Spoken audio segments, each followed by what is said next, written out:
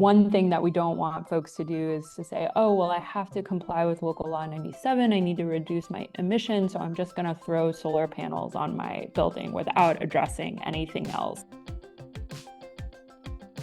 Welcome to the Passive House podcast, brought to you by Passive House Accelerator, a catalyst for zero carbon building.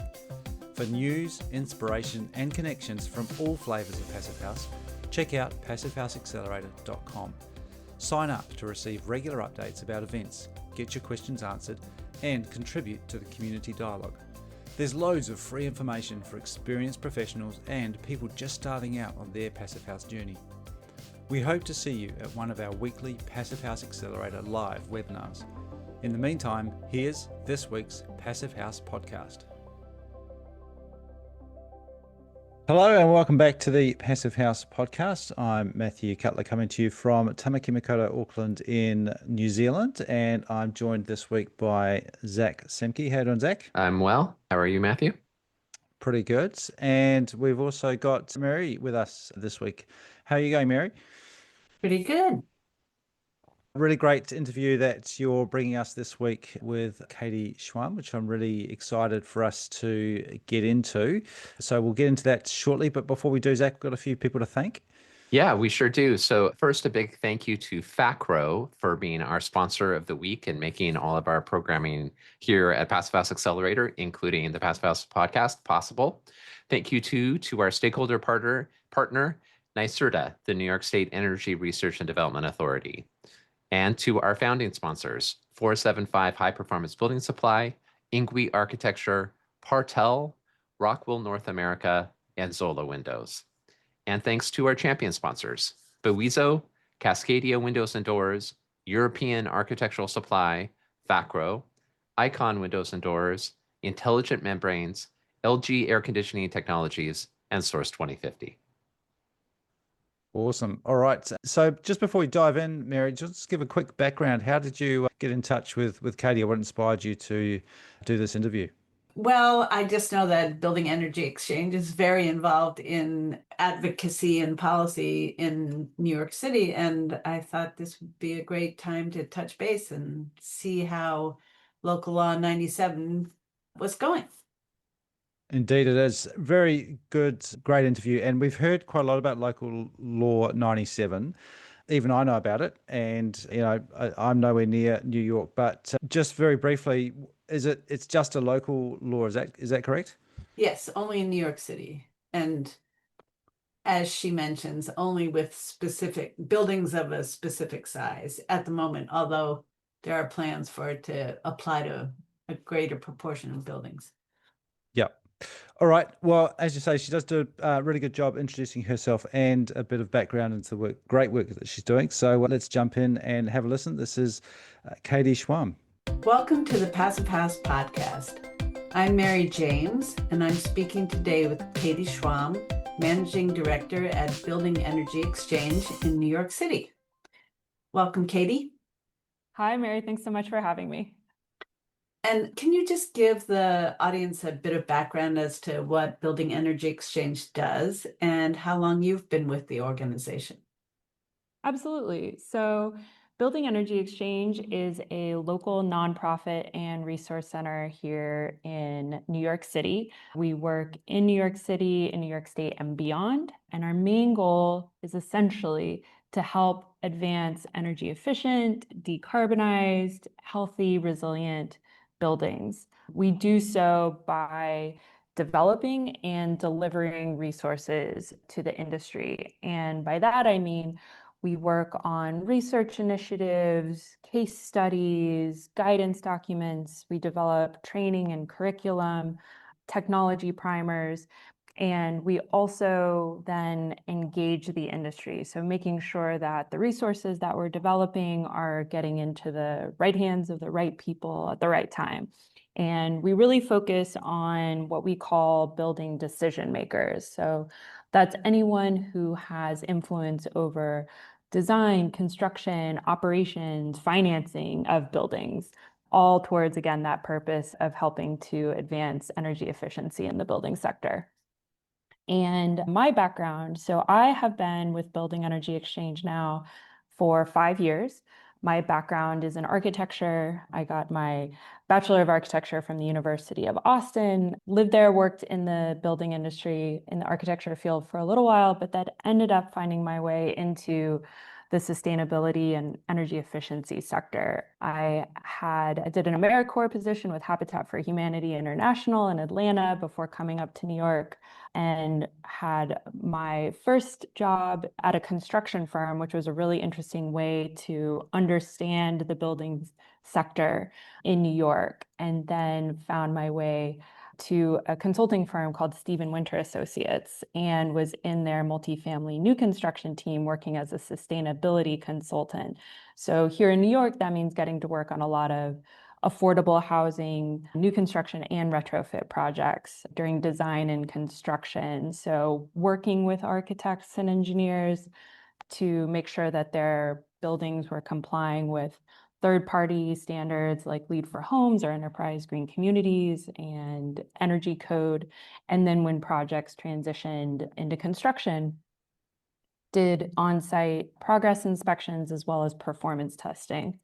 And so that was my background before then joining Building Energy Exchange, where I've been working in our educational resources team and then have shifted into this managing director position where I get to work with a lot of the team across our educational resources and again that delivery, so a lot of our events and programming and training.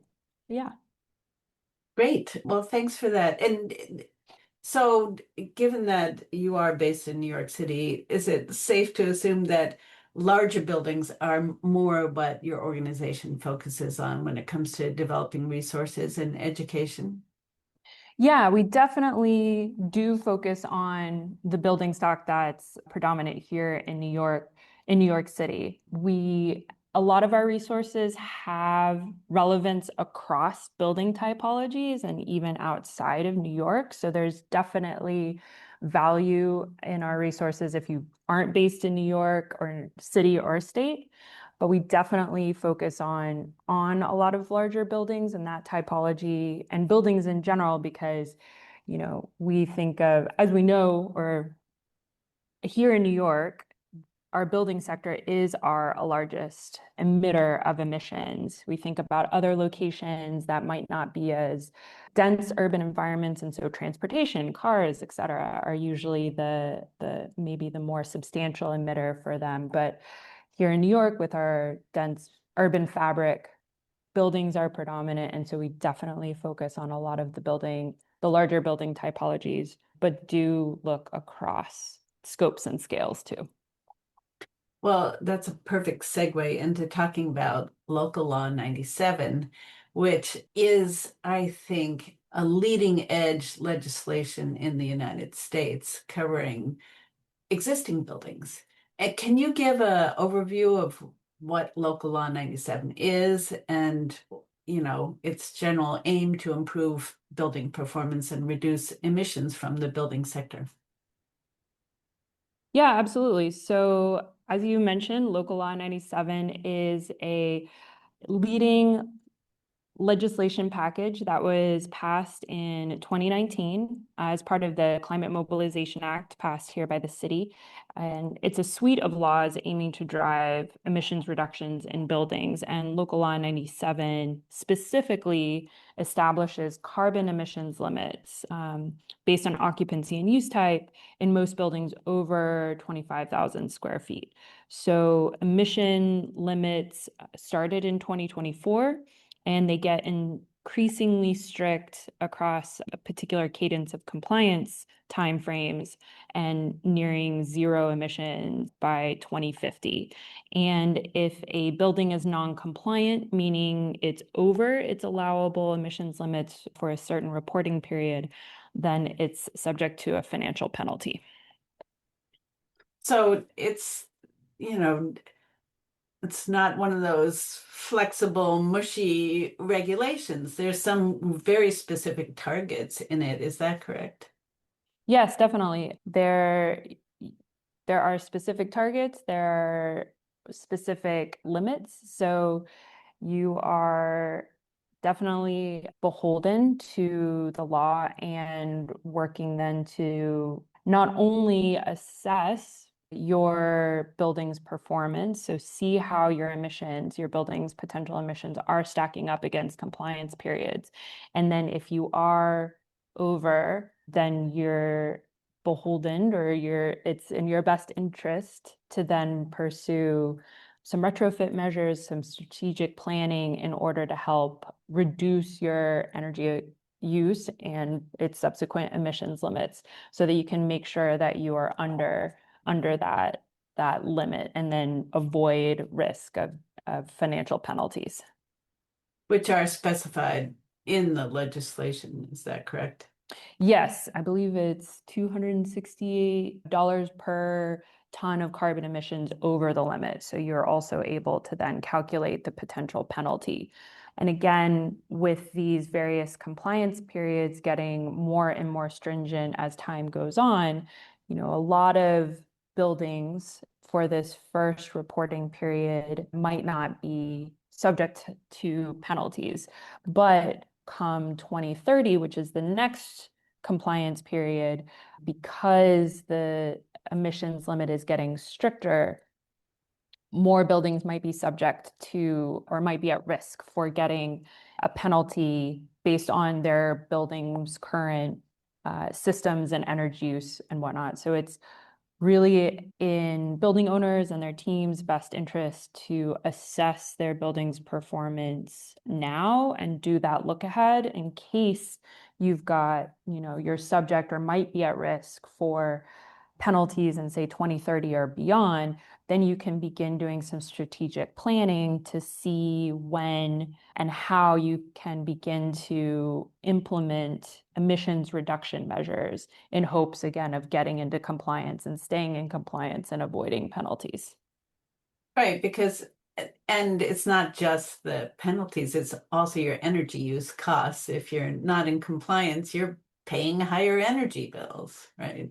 Yeah, absolutely. And there's plenty of co-benefits that come from thinking about emissions reduction. And whenever you reduce your energy use and your energy is being provided by a fossil fuel source, then you're reducing your emissions reductions. And then anytime you convert a fossil fuel system onto an electric system, then you're reducing your emissions even more. So there's plenty of different strategies to get into compliance, but it's also interesting to think about, as you say, the energy use, we can reduce that, but there are other co-benefits. You reduce your costs, you get energy cost savings when you reduce your energy consumption, and plenty of other co-benefits from, getting combustion gases out of a building to improve health of any of the occupants and more, for sure.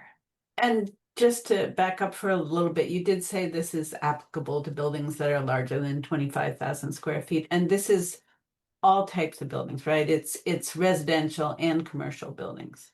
Correct, yes. And even affordable housing projects are also required to comply with local law 97. They are treated differently under the law. So there all are alternative compliance pathways for certain affordable or rent regulated housing. Mainly was or has been an opportunity for a prescriptive pathway or just a delayed compliance pathway, meaning that they will still have to comply with the limits. They just might have a longer compliance time frame. Great. Yeah. So for those building owners, I'm sure that, as you say, you're involved in the community of building owners and building decision makers. So what are you hearing from them about the biggest challenges they face as they start to think about how to comply with local law 97? For sure. I think, just to start at a very high level, understanding what local law 97 is and if it applies to their building and what other regulations might be in the Climate Mobilization Act or in other policies or regulations that might apply to their particular building. So just even understanding does this apply to me is, sometimes a hurdle. And then I think there's definitely, an initial shock of thinking then to, oh, I have to I have to tear everything out of my building tomorrow and spend, millions of dollars. And that's definitely like, I understand that reaction, but there's the the law itself is paced out over different compliance timeframes. And I think there's also this realizing that there is some strategic planning that can go into helping to get your building into compliance. So realizing that, no, you don't have to rip out everything tomorrow and pay millions and millions of dollars to do so. And even if everybody did, our grid system wouldn't be able to take that anyway. So the recognizing that there is some time. Obviously, we want people to start as early as possible and begin that strategic planning process, but you don't have to electrify everything 100% tomorrow. There are some ways to get into compliance over time. And then also, the regulation, Local Law 97, is definitely a stick trying to drive people and our building stock to perform better and get off of fossil fuels and reduce our emissions. And paying for that is always a challenge as well. And so knowing different financial resources, different strategies, again, going with that strategic planning theme, how do you begin to also strategically plan financially for how and when to, or how you can pay for certain emissions or emission reduction strategies, I think is a big one. And then last one too, a lot of coordination, whether it is a commercial building or a residential building, that since this law applies to existing buildings, we have building occupants. So there are tenants. And if you're trying to undergo some particular measures, particular interventions, particularly if it might have to deal with the building envelope or taking out equipment in occupied spaces, that tenant engagement and coordination is always a bit of a lift. So figuring out how to coordinate with tenants, how to educate them into what's going on. Do you have resources and strategies if you need to move occupants out for a long-term period in order to implement a specific retrofit measure? That level of coordination is also a challenge, I understand. Maybe we could talk more specifically about owners of tall residential buildings, because what you just mentioned, how to deal with occupants and try and minimize the disruptions to their lives is a huge hurdle for a lot of projects. Has Building Energy Exchange, do they have resources to deal with this topic? And just in general, for owners of tall residential buildings, what kind of resources do you have? Yeah, definitely. I would point to, since Building Energy Exchange BX, we are a resource center. So this is our bread and butter. And so we have various resources. Most of them, all of them are available online as well. So one thing, for example, that I will point to is our Local Law 97 calculator. So if your building is subject to Local Law 97, you can input your building's address and be able to see how your building stacks up against current and future emissions limits and see where you might be at risk of receiving a financial penalty. So that tool is helpful just from the get-go of even beginning to understand, like, where does my building stand with regards to that law. So that's one of our most used resources, particularly when it comes to obviously Local Law 97 and assessing building performance. Going back to just understanding the law itself, we have a Climate Mobilization Act, or CMA series. So CMA being the suite of laws that Local Law 97 was passed under. These are, resources and events. They're specifically dedicated to unpacking, demystifying Local Law 97. We have things like FAQs, and we also have a primer, so you can just begin to understand the law itself, whether you're, say, a market rate building or affordable housing building. There's resources there. And then I would also say, our retrofit playbook, retrofitplaybook.org.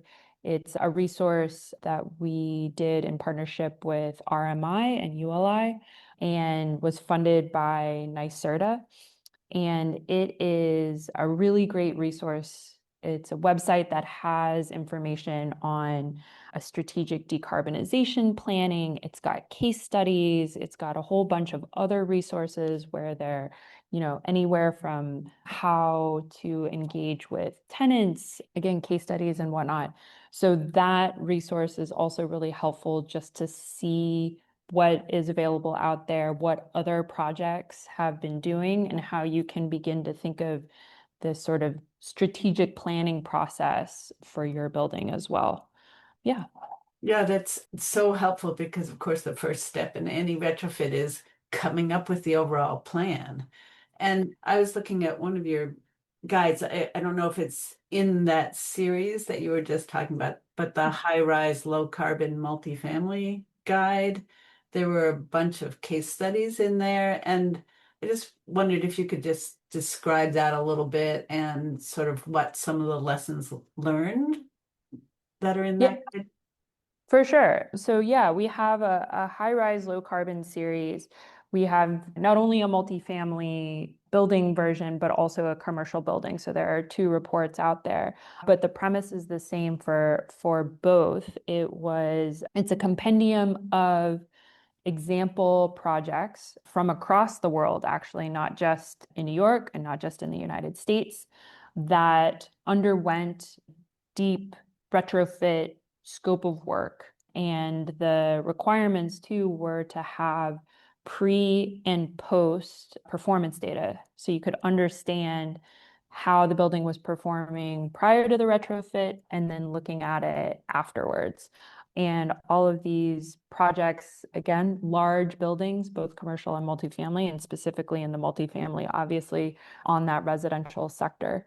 So yeah, I think we did this building energy exchange. We did this in partnership with Level Infrastructure and Sustainable Energy Partnerships. And the project involved not only sourcing, finding these example case studies, but then also analyzing the data, understanding various scopes of work, energy and emissions reduction measures that were implemented in the building. So I think that, to your point, is a really great resource to look at just to get a sense and see what different project types at a large scale are implementing.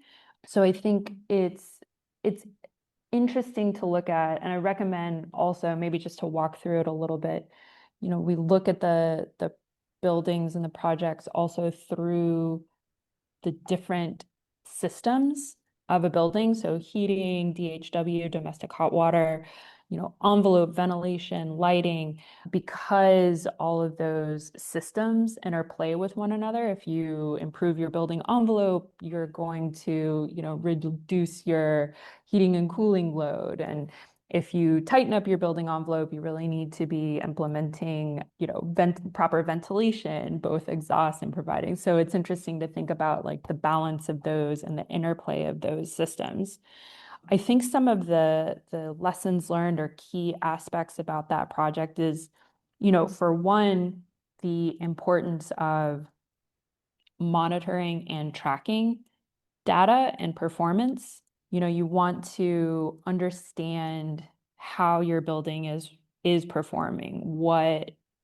How is my building, how are my occupants using and consuming energy? And we all know that you can design the most efficient building, you can even constructed in the most, to the T letter of the law way. And then if it's not properly operated, then you're at risk of losing those or not meeting those energy and emissions reduction goals. So I think having the importance of tracking performance as well, so you can begin to identify if certain measures or if a retrofit scope of work is actually achieving what you intended. And if you need to fine tune or optimize or troubleshoot anything, either at the systems or at the operations level. So I think that's something that's really important.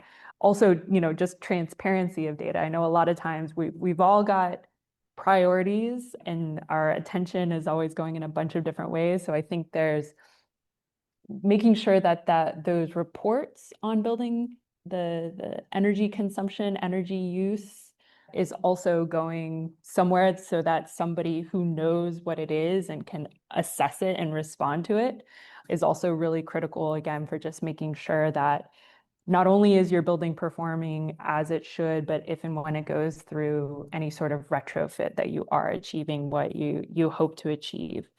I'll keep saying kind of the strategic planning process. You really want to bring on a team early. You want to engage them to see what opportunities or what interventions are possible or feasible for you. And that goes into, if you have tenants and that coordination, if one of the strategies is to completely, tear out all of the heating system and replace it, but you can't move out your tenants in a feasible way, then that measure isn't necessarily feasible. So how do you balance that strategically? So to that point too, like optimizing timing, particularly of equipment replacement. If you do have a gas powered boiler that's in your building, but it still has a decade of useful life, it might not make sense to rip it out now and replace it with a system, but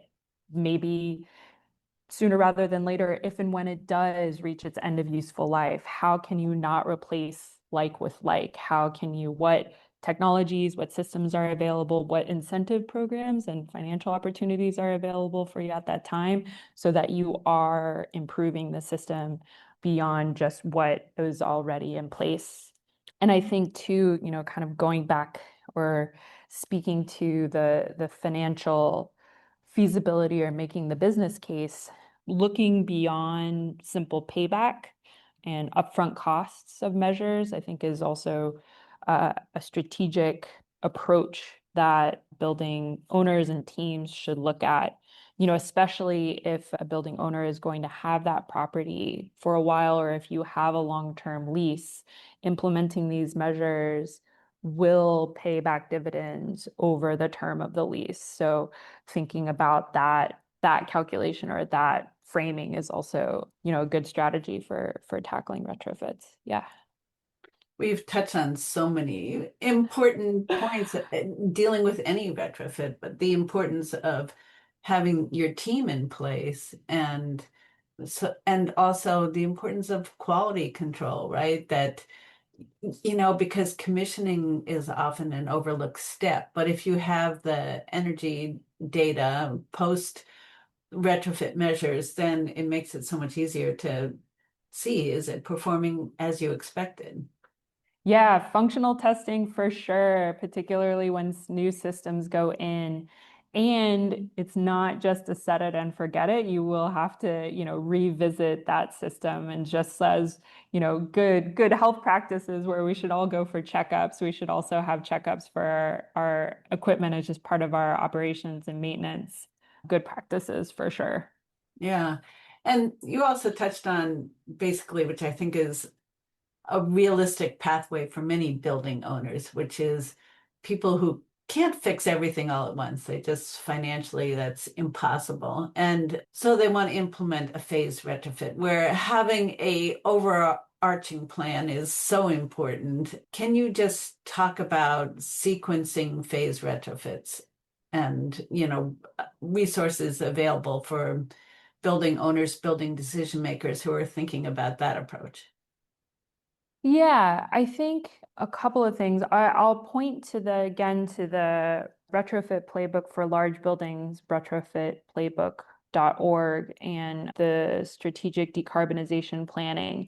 There's some pretty key steps in there, just some resources and language to help you unpack what that even means. But I think at a high level, it's, assessing your overall building's performance, particularly where how it complies with local law 97 or other relevant building policies. Or, again, here in New York, we have local law 97, but for folks who might be based in a city, state jurisdiction that doesn't have a building performance standard, you might have goals of your own. So figuring out how how your building's performing up against some baseline, and then developing a long-term master plan that keeps you in compliance across those various milestones that might be in a particular law, or say if you're trying to meet like a third-party performance standard, if there are particular metrics or requirements you're supposed to meet, and then executing it. And again, going back to monitoring, making sure that you are keeping tabs on the overall performance and compliance with the relevant policies. And I think when it comes to then actually like developing a retrofit plan, obviously factors, again, your capital expenditures, what budget you have available to you to implement particular upgrades in your building, available incentives, whether they are incentives, tax breaks, or other just financial opportunities. You have to overlay that into your strategic planning to help. And a lot of times too, you can do a capital stack. So you can see what, if there's an incentive program out there through one entity, but perhaps also like a utility has another program, maybe a manufacturer has a particular rebate available. So there's a lot of information to juggle, but all of this comes into play of trying to help inform you what you can, again, strategically implement. And I think, we all here talk about low-hanging fruit, so there are things that might have impact that don't necessarily have a particularly big ticket or cost to them, or are particularly challenging when it comes to impact on, say, tenants or occupants. So if anything from, we always hear about, LEDs and making sure that our entire building has energy efficient lighting, looking at, sensors, occupancy, vacancy sensors, optimizing our, say our boiler controls or the heating and cooling system. There's also, thinking about air sealing and weatherization. So we always want to keep the conditioned air in the building, and particularly too when we're thinking about multifamily buildings and wanting to keep having those apartment or dwelling units compartmentalized. So what other, air sealing strategies can you implement? Making sure all of our pipes are properly insulated, looking at the roof and making sure that we've got a cool roof, or, making sure that that high albedo roof, similar measures like that might not have, a significant cost that can also impact performance, are definitely things that building owners or project teams can look at. But again, really emphasizing, take a look at your building systems. What equipment do you have? What's its end of life? Can you map that out across time? And then making sure that you're keeping an eye on particular deadlines for regulation or potential incentive programs that can help you implement that at a particular time. And that includes, again, if we can reduce our energy use, if our energy is coming from fossil fuel-based systems, you're gonna reduce your emissions. And so kind of going back to also the interplay between systems, I think too, folks might not don't sleep on building envelope improvements, because they can also help with your system loads and help reduce emissions. Yeah, emissions as well. Great. And do you know, you said there was a 2024 period where the first set of emissions targets had to be met. Do you have any data on how that went? Because, and again, there are financial penalties. Did they start being levied for buildings that were out of compliance? I don't know if penalties are already being levied. I know that there have been some opportunities for extensions. Folks can apply for extensions for reporting, which I believe runs through the end of this year, which is 2025. Don't quote me on that. But my understanding is that reports are coming in. This has been, a big blitz for building owners and project teams to do the reporting. And then from there, with the assessment, I think then potential penalties will be rolled out. But as of right now, I don't know if penalties have been levied for any folks that have already reported and might show noncompliance. And you mentioned that there are some financial incentives, you mentioned rebates, you mentioned some others.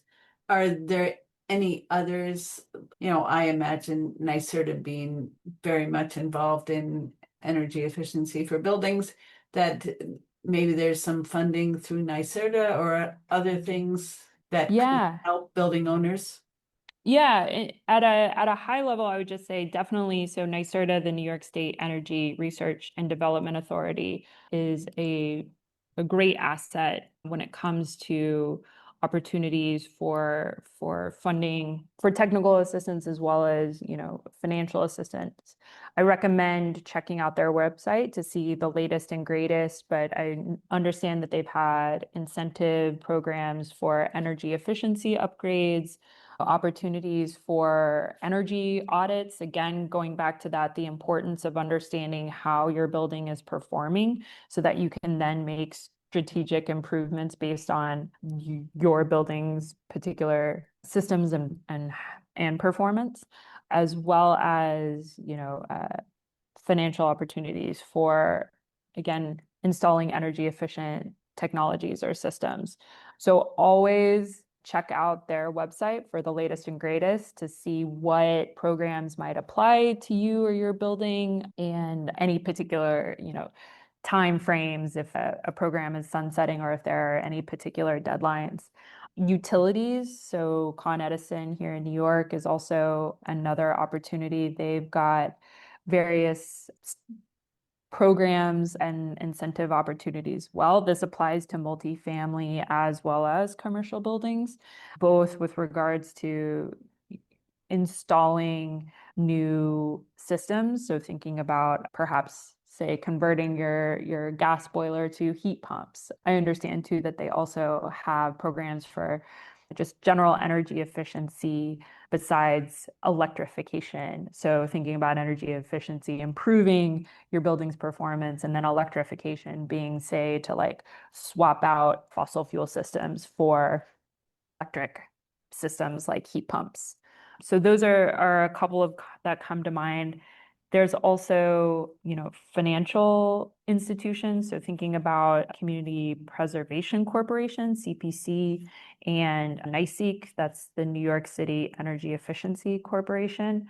Both are entities that help finance energy efficient and clean energy projects, through different offerings, say like loans or bridge incentives or that sort of thing. So those, as well as with all of this, definitely check out those entities and see what they might have available at this time or potentially in the future.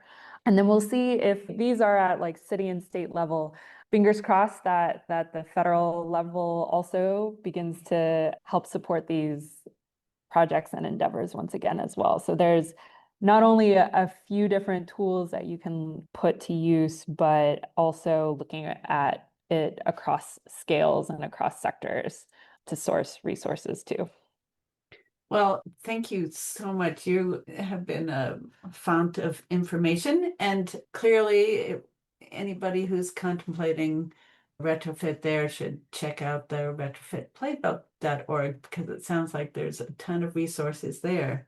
And I'll just give just a general plug. So Building Energy Exchange, BX, we are at be-exchange.org. And so a lot of the resources that we develop, anything from, again, those resources, case studies, tech primers, different courses, they're all available on our website as well. And we have various trainings and events. So you can sign up for our newsletter to get the latest and greatest, or just visit our website to peruse our resource library to see if there's anything interesting or applicable to you and your project.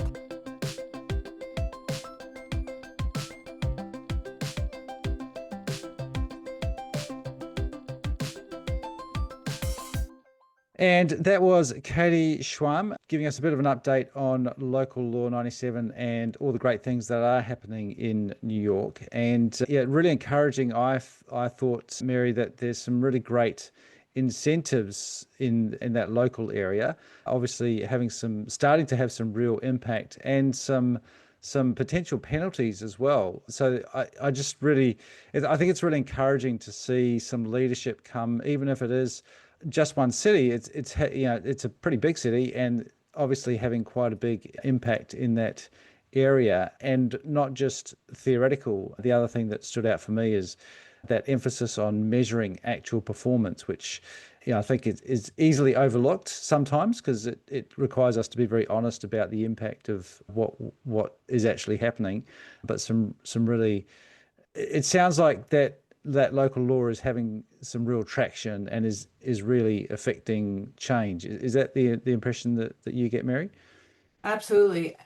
Because of the compliance period, first compliance period, I believe, was 2024. And so already people are starting to get notices about whether they're in compliance or out of compliance. And there are actual financial penalties from not being in compliance that are looming for these building owners. So as Katie said, it's definitely a stick that, is helping retrofits along in ways that just don't happen in places without this kind of legislation. Yeah. Zach, what stood out for you? Well, I mean, I think it's one thing that we should note is that it impacts 50,000 buildings in New York City, according to the Urban Green Council. So this is that's how many buildings in New York City are 25,000 square feet or larger. So it's a really, really big deal, and has, obviously can have a major impact there. I wanted to just note, I mean, it was incredible, and I'm a huge fan of Building Energy Exchange and the work that they do, and just the resources that were being shared in this conversation alone were, just totally golden. And so I definitely encourage folks to dive into all that they've got on their website. One of the things I think is important for us to understand as well is that the energy mix, the electricity, the carbon intensity of the electricity that serves New York City is actually quite high. So we know that just electrifying, if you were just to go 1-to-1 electrification, and use the same amount of energy for a building, you wouldn't actually be reducing carbon yet, because it is still dirty. And that, well, of course, we hope and expect that that's going to change over time, and that it is really important to electrify for that reason, so that as the energy mix gets cleaner and cleaner, the emissions related to heating and cooling and running our buildings will also go down. But right now, what is the main reason for that, Zach? What's the most common fuel? There's tons of gas, Right. and they also retired a nuclear facility recently, so it actually has increased in the most recent history. But part of electrification is also moving to heat pumps, and they have a coefficient of performance of 3 or greater, right? So the efficiency that's inherent in electrifying in that equipment is a big deal.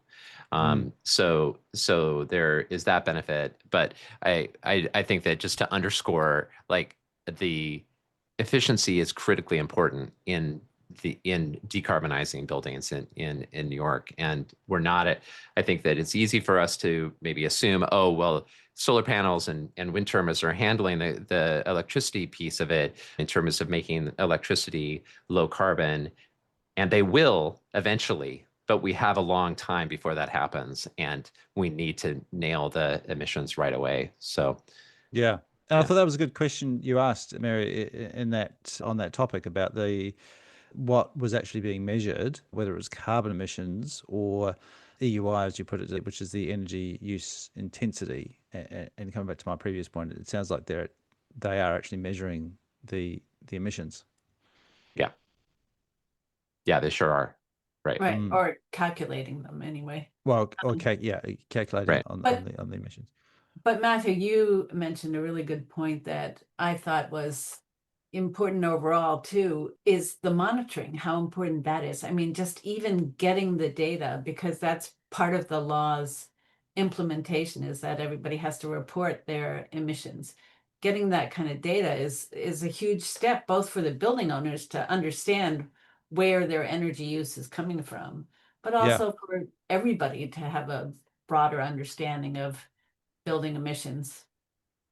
absolutely. Yeah. And as she pointed out right at the top, in New York, buildings are the largest emitters of, that they are the largest contributor of emissions in that space, and that's common for most urban centres. And the figure of 40% of national emissions often gets thrown around, but that's when you consider all of the agriculture and industry and everything else. But in cities, buildings are usually the single largest emitter. So that's a really good place to focus in terms of overall emissions from urban centres. The other point that I thought was really important that she made quite clearly is that the next compliance period is 2030, I believe she said, and you need to start planning now in order to make sure that you're going to be able to comply in 2030. So it was very timely from that perspective, because retrofits are complicated, Yeah, and